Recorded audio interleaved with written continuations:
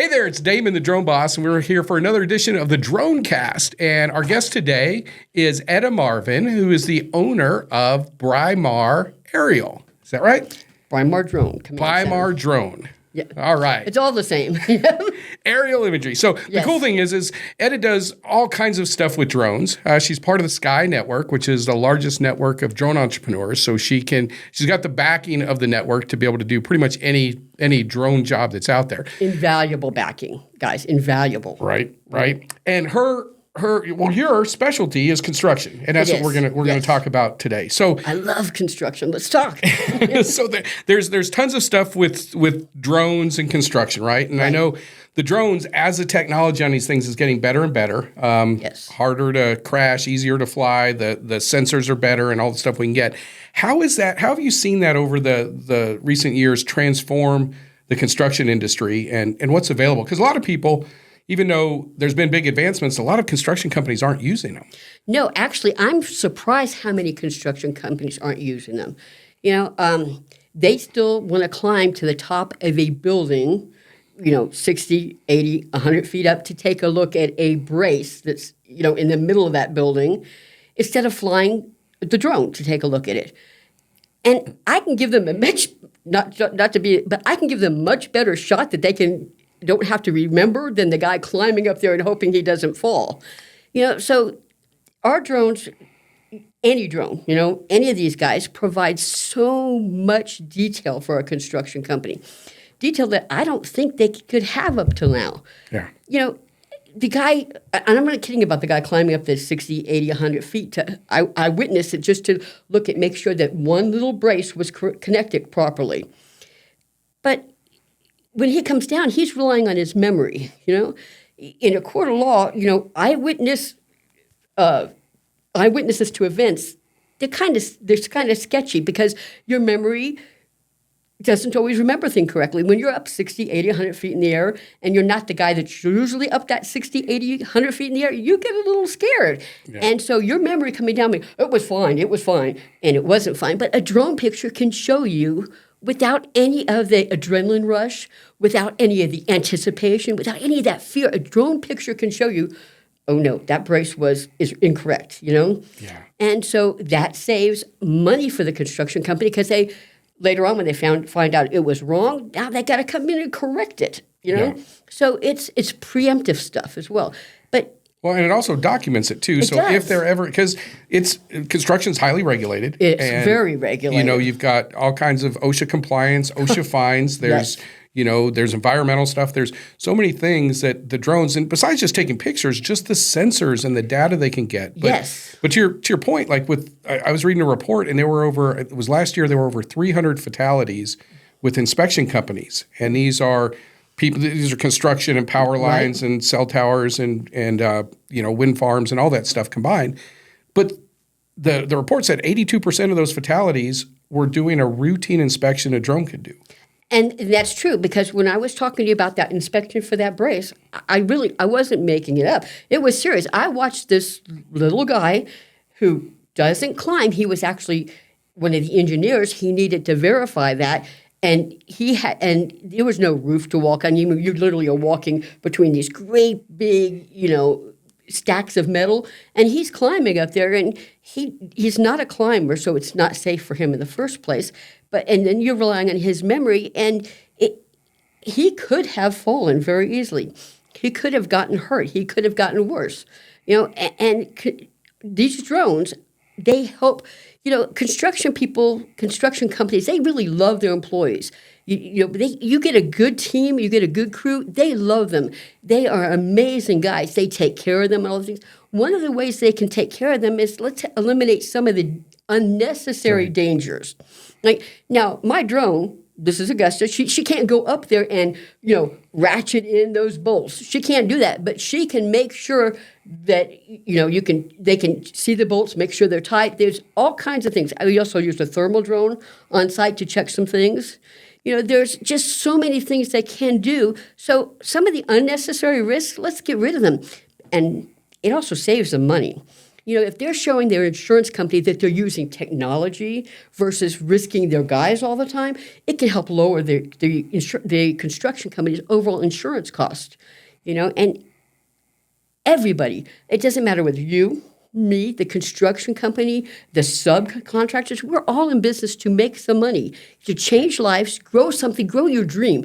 You don't start a construction company because you have nothing better to do on a Tuesday, right? You start it because you love to build, you love to create, you just love it, and you want to grow that dream. Well, part of growing that dream is saving costs, Yeah. And these drones save those costs. And taking care of your people. Right? And take care of your people, because let me tell you something. Construction, when you find a good team, a good crew, you hang on to those people. You take care of them. You provide for them. You make sure that they're as safe as they can possibly be. And the construction companies that I have worked for, they are amazing at that. They are amazing at being loyal to their people, loving their people, taking care of their people.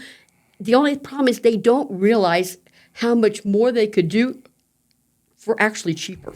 Right. Well, I think that's the big thing, because drones are, for the most part, I mean, they've been around forever, but they're also fairly new, right? As far as the technology and what can be done. And I know you've helped. You have tons of clients you've helped. Do you have any examples of where the drones have actually A, saved a construction company money, B, actually made them money, and then C, saved them from any kind of potential violation infractions or something? I can do that. I might not get it in the ABC order, okay? But I'll get it in. Okay, so I was working at a construction site in Georgia, and there was an accident. One of the workers fell from the second floor, right? Now, falling from the second floor, when you're thinking about it, doesn't sound really bad. You're like, But let me tell you something. Falling from the second floor on a construction site can be horrendous, all right? So what they were able to do was, when somebody falls, guess who comes in? OSHA comes knocking on your door. Hello, we are here to investigate you.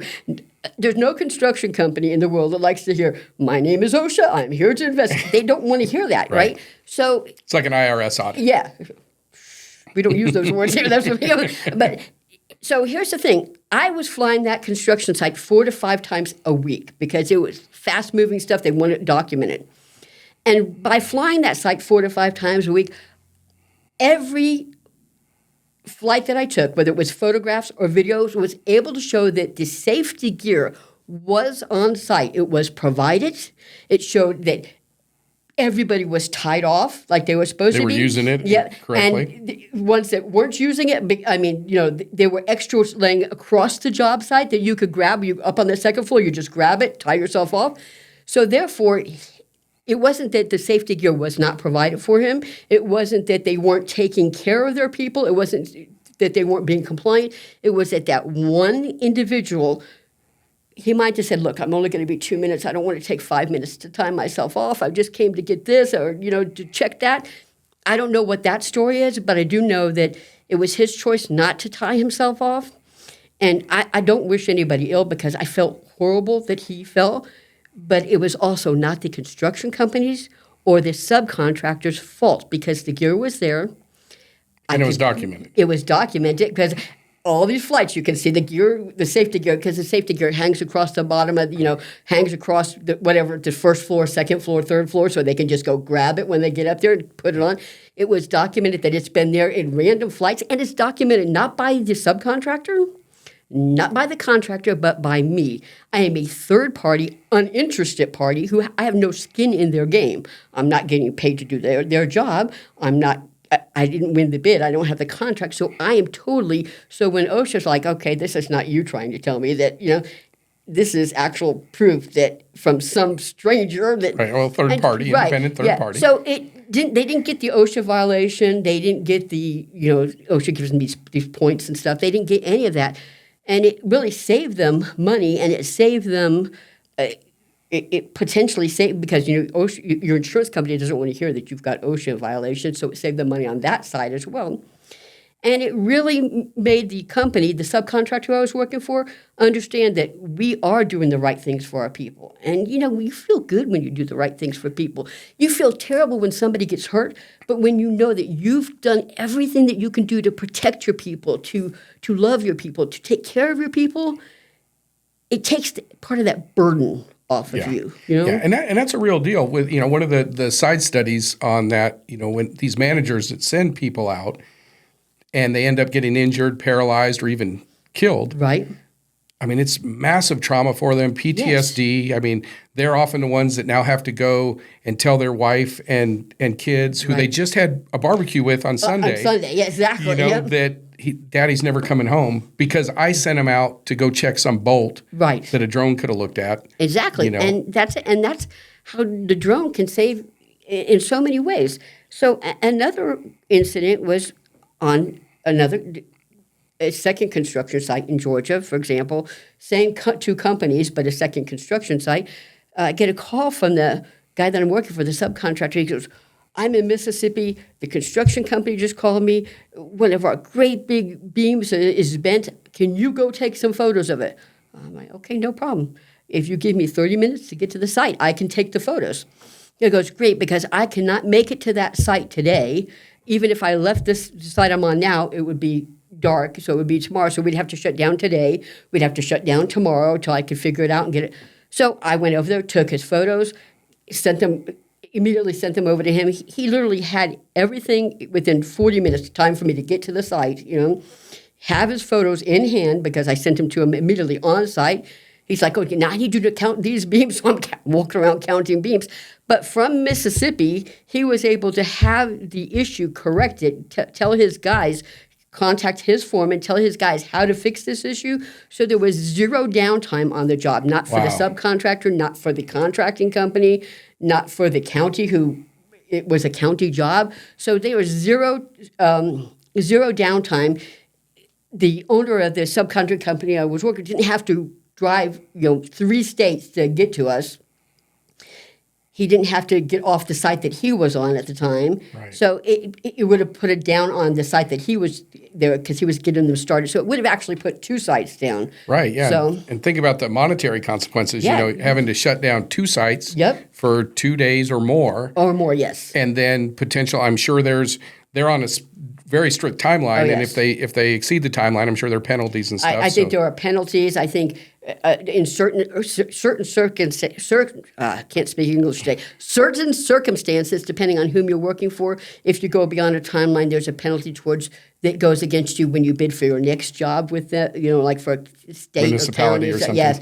So now, you didn't meet the deadline, so now you have a penalty of -5 points on your next. I don't know if it's -5 points, but it's my example. On your next time you want to bid for us. So that ultimately hurts them financially. It could cost them the job. It could cost them that very next job. Which is huge. But I mean, just the cost alone, I mean, that's tens of thousands, if not hundreds of thousands of dollars. It absolutely is. For that thing.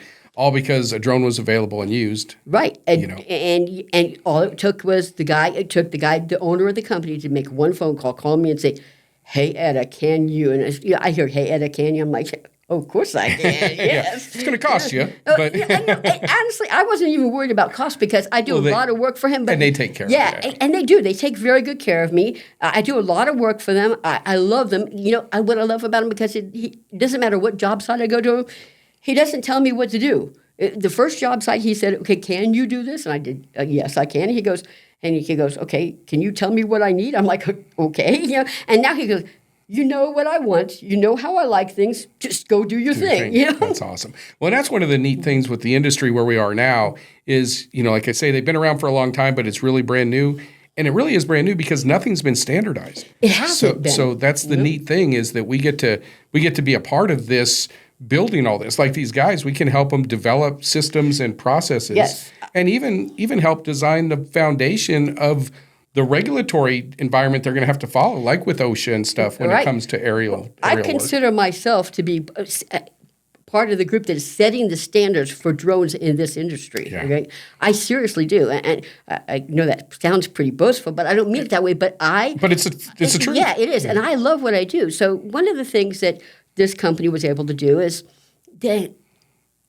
he's always like, this is the best money I've ever spent. This is the best marketing. Because he's also using it not just to monitor the progress on the site, not just to deal with issues, not just to be able to handle OSHA. He's using it to grow his company. So he's using it for marketing. You go into his office, and he ran out about 2 85-inch televisions on each wall. So when his prospective new clients, customers, they're seeing his steel go to work. They're seeing and it's all your work, right? It's all on my work. His website now, 100% my work, photos and videos. But he said this is the best marketing money that he's ever spent because I use RTV with him, and so it hasn't really been used in construction. But I've actually got them to gear some things for construction. So when he wants to send out a flyer to somebody or a card to somebody to bid on his next job, he could go right in there and make it right from the job. Right. He's also like, when they bid for jobs, they fill out these forms that they have to fill out. There's only so much stuff you can put on. He puts right on the bottom a link. So that link lets them see any project he chooses that's on there, videos, photos, 360 tours, because we do the internal tours so they can keep track of everything. And you also do Scenescape 360, which is where you're combining an aerial 360 shot, essentially an aerial virtual tour, along with ground virtual tours, all tied together. Yes, because what we do is we have what we call a 360 virtual integrity archive. And the reason we do a virtual integrity archive, because as they're building out the inside of these construction sites, there are so many little phases. Wiring, has the wiring gone in? Okay, yes, the 360 you can walk through, you can literally walk through, turn it around, look at every single thing and see that the wiring has gone in. So now they put up the drywall. I've been on the site when they put up the drywall and then they put up the finishing plaster and they didn't make sure that they put the wiring in behind the wall. So that drywall and that finishing plaster had to come completely off. There are certain phases we just do that, and now if somebody says something, I don't think you got it wired. Oh, yes, let me show you. Yeah, we've got by date. We've got that. Yeah, and that saves tens of thousands of dollars right then and there. And not only that, but the drywall guy and the wall finishing guy, they sometimes don't get paid until they can prove that the wiring was behind the wall. Even though they're not the wiring, they're not the electrical guys, but because they put it up, I do know a guy who. They would not pay him till the end of the project until they could prove this. And so in order to keep his guys, because when you have construction guys and they work well, you don't want them going to another job. So he had to go get a bank loan in order to pay those guys before he could get his draw from the construction company to prove that, yes, he did the right thing. So it saves all that too. Yeah, and I mean, there's so many benefits to it because one of them is like a lot of the sheetrock guys that are doing all the sheetrocking, they'll actually charge more because number one, oftentimes they have to carry their payment and pay their guys out of pocket. Yep. Number two, they have to go back and redo all the work because if they're not sure, they'll inspect and just tear the drywall up and then have to redo it. And that was all part of their bid, so they have to compensate for it. So now companies that are used to using it, they're using that as leverage, basically saying you're not going to have to redo your work because of this reason or this reason, and they're getting lower bids. And here is the proof. And you and I talked about it. A picture's 1,000 words, a video's 1,000,000. The 360 is probably about 5 million because they can walk around, they can look at nuts, bolts, make sure the electrical's in, do everything. But the most important thing, in my opinion, well, not the most important, but one of the things is big companies, they answer to somebody other than themselves. They don't always answer just to the president of the company or the vice president of the company. They have shareholders. As stockholders, investors. And banks. So the other thing is that by having all this progression there, this helps with the bank draws on their payout, because they get paid out on different levels of completion. And also, a lot of times they'll have to bring the shareholders, stakeholders, investors in at certain points of the build. So it's the cost of bringing them in. They usually fly them in. Hotels, the whole food, 9 yards. So guess what? They don't have to do that because if they wanted to send them once a week, twice a month, whatever they want, they can actually physically send them. So they can all sit in their conference room and look up on the television at the videos. They can hold the pictures in their hands if they want to. They can play with the 360s where they go. So it's saving the time that those shareholders, those stakeholders, those investors, they don't have to come on site. And you're right. When it comes to the bank for their draws, banks want proof. Oh, are you sure that you're done with this phase? Yeah, we are. Yeah. Are you sure? Yeah, we are. Can you prove it? Oh, well, then here's your money. Yeah, and so they're getting paid. So it gets more money into their hands faster with less effort on their part. It keeps shareholders, stakeholders, investors, it keeps them comfortable at home while they can still make sure that the project is on time, on budget, looking good. I made a good investment. Woohoo! You know? Right. And so there's just so many advantages. And they're more apt to invest again. They are. Which is the biggest thing. So this pretty much locks in companies that are, it's that saying, the rich get richer. And it's because of the efficiencies and early adoption of technology that introduces these efficiencies. Because think about how valuable these shareholders' time is. And now they can invest 30 minutes of going through a virtual Scenescape 360 tour. Exactly. Aerial and ground of the whole site versus 2 days of their life flying in, hotels, traveling, all that stuff. Being on the dirty job site, Yeah. So it's just, this technology, it's not just a toy, because when you think of drones, I know you don't, but, when I think of drones, you think of, like, I brought my grandson a drone for his, 11th birthday. You think of the toys. But this technology, these aren't toys. These are serious business tools. This is an investment that I've made in my business. It is a tool, just the same as if you are a steel guy and you want to buy a crane because it's cheaper than continually renting one. That is a tool that you invest in. These are tools, and these tools can make any construction company's life more efficient. They can make them run much smoother. They can help them get paid in ways that they were not getting paid before. They can keep them safe, and they can help them grow. So I am in the business of flying a drone, but not really. I'm in the business of enhancing and growing my clients. They're my family. I'm here You help them make more money.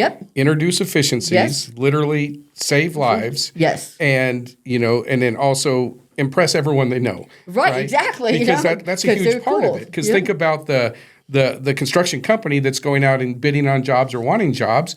The more impressive that they can make themselves to the marketplace, the easier those deals come in. Yes, and the thing is, so this tool is really no different than that 100-foot crane. Except that's not a tool that they have to go out and buy. It's not a tool that they have to go out and get licensed for. It's not a tool that they have to go get insured. It's not a tool that they have to learn on, Well, and not only that, because there is, make it sound really easy, but there's a lot of technical stuff that's involved, and especially on the back end and the software and learning all that stuff. But the big challenge, and I'm sure like at the construction sites, there's probably some construction worker there that's got a drone in their truck. Okay, so far at every construction site I've been to, there's always some guy with a pickup who has a drone in it. And Billy Bob, he can fly that drone. He takes some amazing photos. You should see that video that he did at the NASCAR races we went to. I'm like, I love Billy Bob. We got to hang out, but not on the construction site because it does require, like I said, this was a tool, but it's not one that they have to go out and get the FAA 107 license for. They don't have to keep update on things. They don't have to check the airspace for. They don't have to make sure the weather. They don't have to cover the insurance because, Billy Bob is great. I love his photos. He does take amazing photos. But if he's on that site and he's flying that drone and that drone happens to fall out of the sky and hit the next door building or the next door Mercedes that's sitting over there, then it's not just Billy Bob that's responsible. It's the construction company owner who is responsible. And that's money that their insurance is not going to pay for because Billy Bob wasn't licensed. Right, he's illegally flying. So therefore, it's now out of their pocket. And my job is to save them money and help grow them. And keep them safe. Yeah, and protect them. Yeah. How many of the Billy Bobs that are out there have their 107? Have you run across any? I haven't run into a single one with a 107. Yeah, and one of the things that a lot of people don't know is that the FAA they're fining occurrences. Oh, yeah. So you can get, depending on the, what the occurrence is, but they can be up to $10,000 per occurrence. Yes. And an occurrence is every image, every data collection point, and you could have literally thousands of those. Yes. And that fine goes directly to the construction company who hired or allowed the unlicensed pilot. Right, exactly. And so that's it. I at one time was talking to the construction company, and on the low end at $1,100. Let's just take the low end. You get an $1,100 fine. And this guy takes one picture on your construction site one time, a month, and he's doing all this stuff. And by the time you're done with all this, you're looking at probably a good $50,000 in fine just for that one. Now imagine you have multiple Billy Bobs, one at this site, one at that site, one at the other site over there. And guess what? Now you're looking at tens and hundreds of thousands of dollars in fines because Billy Bob, who is great, wasn't legal. And he probably doesn't know. And he doesn't know. He doesn't and that's know what the that he needs construction companies are not knowing. And the construction companies probably They don't know. Yeah. And so the reality too is they probably don't want to have an employee flying because now that brings the liability in-house. It does. Using a third party like yourself, God forbid something happens. Exactly. That's it's on me. you. Yep, it's on me. But the other interesting thing about this is, I had one construction guy say, yeah, nobody's ever going to know that I'm taking the pictures. I'm like, okay, that might be true, but you attach that picture to any report that you send to a stakeholder or a shareholder or any place. Or publish on the web. Right, I mean, who's got access to the internet these days? Right, or you have an employee that you had to let go because they were not wearing their personal protective gear on site or whatever, and they know that you're flying the drone. You just have so many incidents of somebody reporting you. And here's the thing, FAA, they're not going to just find you for that one. They can go back and look at every single thing. So you're opening yourself up not to just today, you're opening yourself up back to 8 years ago when you hired Billy Bob and he went out and bought a drone and just spent. So it could cost literally hundreds of thousands of dollars. Look, on a construction site, I don't know any construction company that is going to hire an unlicensed electrician to come in and wire their building. That's a great right? point. Yep. None of the steel companies are going to go hire an unlicensed, unregulatory, untested crane operator to move these tons of steel, right? So why? Why would any construction company, why would any subcontractor, why would anybody hire an unlicensed drone pilot to do it? It doesn't make sense. And it's not safe, and it doesn't grow and protect the construction companies. And I'm here to grow and protect the construction companies, ultimately. Speaking of protecting them, I know you had mentioned an incident where there was where a project got held up because of a flood or natural disasters, and that ultimately, had you not had all the documentation, that could have cost them tens of thousands or hundreds of thousands of dollars because it could have really impacted any future projects. So Hurricane Helene came through Georgia and the Carolinas, and it did a lot of devastation. People don't realize even in North Georgia how much devastation it did. But one of the problems was that the construction site that we were on, it's about 6 feet underground. That's where they started it. And if anybody knows Georgia, Georgia is famous for clay, okay? There's nothing else in Georgia but clay, clay, clay, clay, all right? So this Hurricane Helene came through, and it flooded, like you wouldn't believe, the whole place, all right? But this construction site, it stayed underwater for forever, probably a good 10 days. It was underwater, like 6 feet underwater, 3 feet underwater, 2 feet underwater. But because it's clay and because they were moving at the time steel beams and the heavy concrete, but the concrete slabs and all, they had to have the big cranes come in there, and then the I call them the junior cranes. They're a little less than the big cranes, but they're still, they require a stable ground to be on.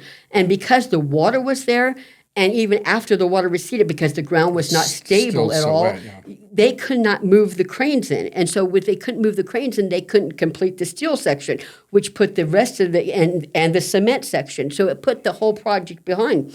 And, the great thing about these construction companies, they not all the guys that work on the site are the owners of the site, the owners of the company. And even though the owner of the company said, okay, I knew a storm went through, but it's now 10 days later, what's the problem?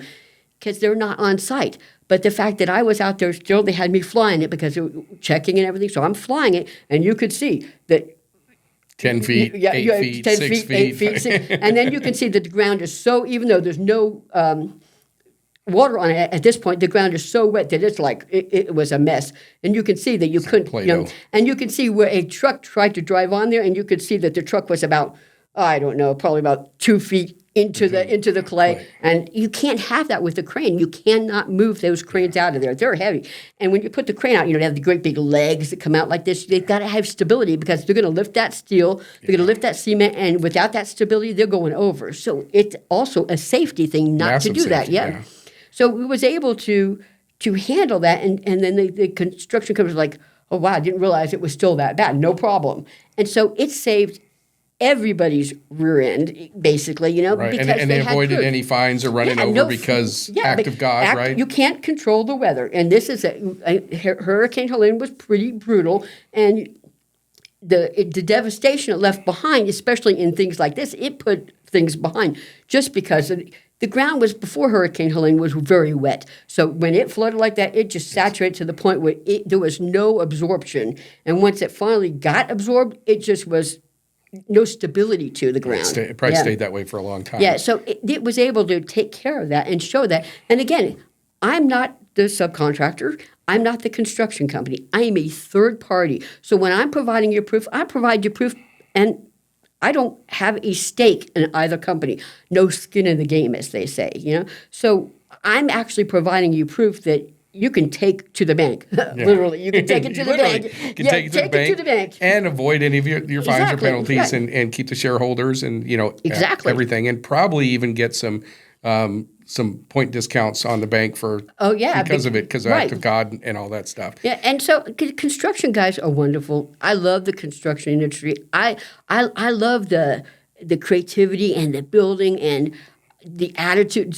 I just love it. And I really do think that if more of them understood how much that this tool, my tool, can aid them and help them grow, help them be safe, help them be, everybody wants to be the best, right? Why don't you not just be the best, but why don't you be the best and the most technologically advanced construction company out there? Yeah. Because I can help you be that.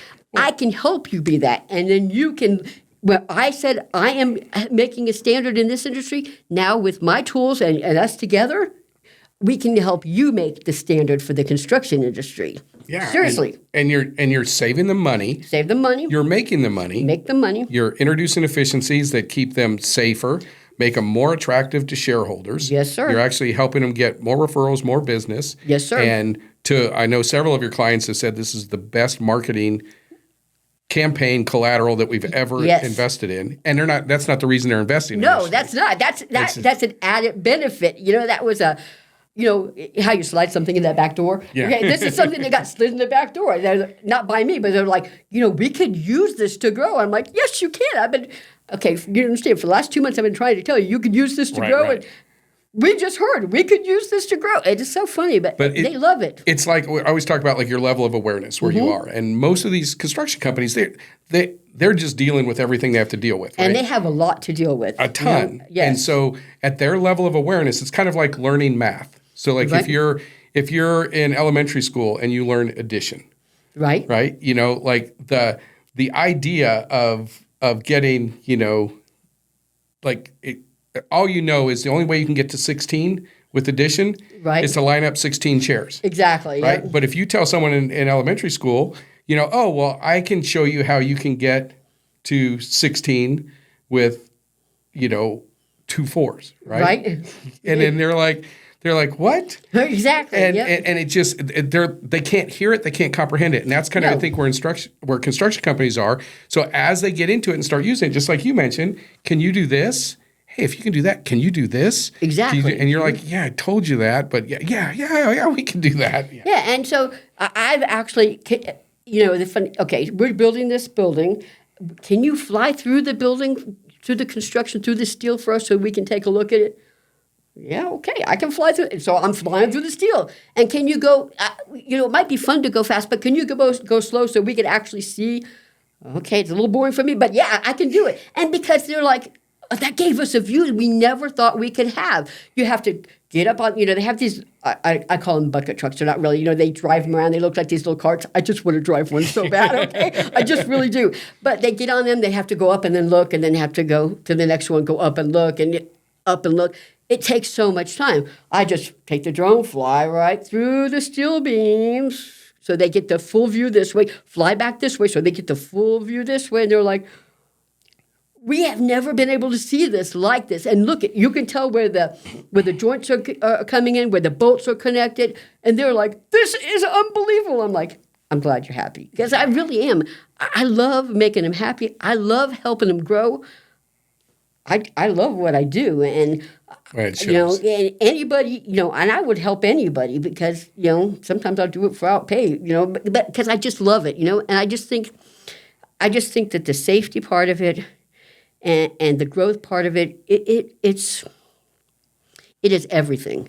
All right, you didn't start a construction business if you're in the construction field because you had nothing better to do on a Tuesday. Yeah. You didn't start it because, you know, my dad bought me a hammer and I better go use it. That's not why you built that construction.